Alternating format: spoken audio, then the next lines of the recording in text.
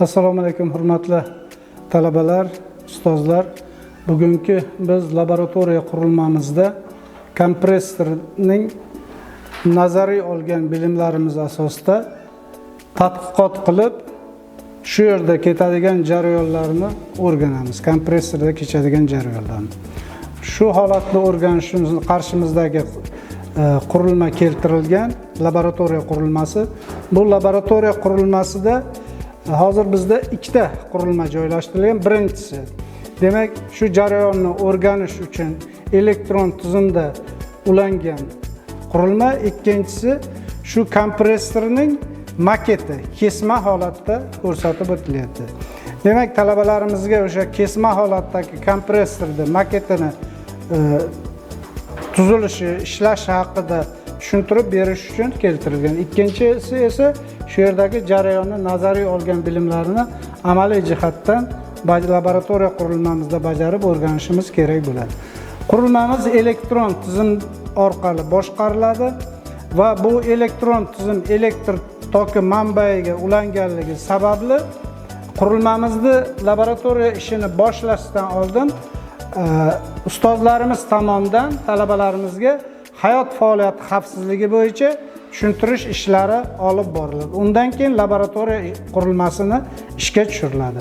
Laboratoriya qurilmasini ishga tushirishda 220 voltga biz ulaymiz.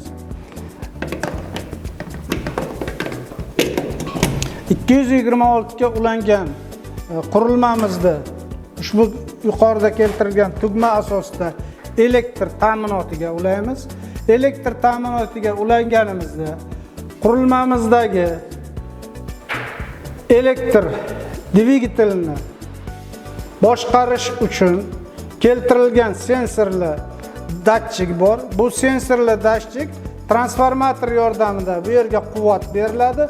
Quvvat berish natijasida elektr dvigatelimiz ulangan porshilli kompressorimizni validagi aylanishlar soni va shu porshilli kompressorimizda hosil qilgan bosimini va bosim hosil qilgan vaqtida harorat o'zgarishini ushbu sensorli datchigimiz orqali ko'rib, tanishib boramiz.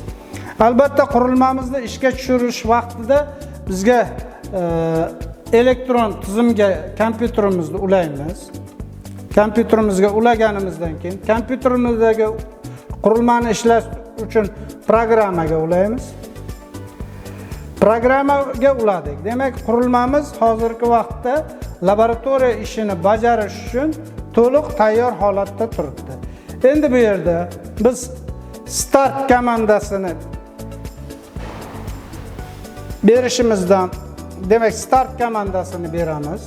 Start komandasini bergan holatda qurilmamizdagi elektr dvigatelga beriladigan quvvatni, elektr dvigatelga beriladigan quvvatni ushbu transformator yordamida boshqarishni amalga oshirishimiz mumkin bo'ladi.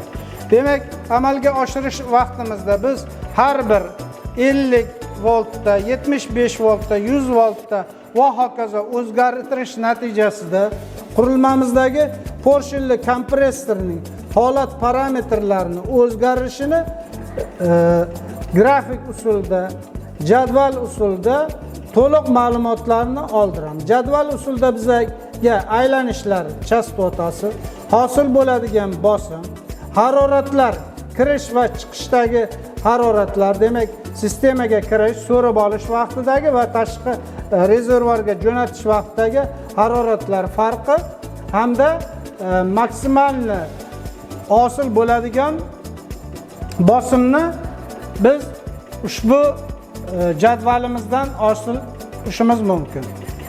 Demak, olingan natijalarni barchasini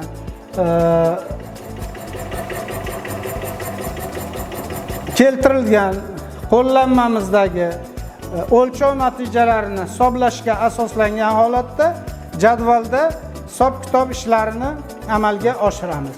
Endi qurilmamizdagi birinchi mana beriladigan holatimiz bo'yicha o'sha 75 voltda va 80 voltda, 85 voltda bosim va haroratlar o'zgarishini to'liq o'rganib, hisob-kitob ishlari amalga oshiriladi va qurilmamizni unumdorligi hisoblab topiladi. Bundan tashqari, biz hosil bo'ladigan o'sha olingan natijalar asosida shu jarayonni kompressordagi grafik holatda PV diagrammasida ham ko'rish imkoniyatiga ega bo'lamiz. Albatta natijalarni biz olish vaqtimizda jadvalimizda keltirilgan holatlar bo'yicha barcha olingan natijalarni guruhimizdagi Telegram kanalimizga kopiyasini tashlaymiz va o olingan natijalar asosida hisob-kitob ishlari amalga oshiriladi.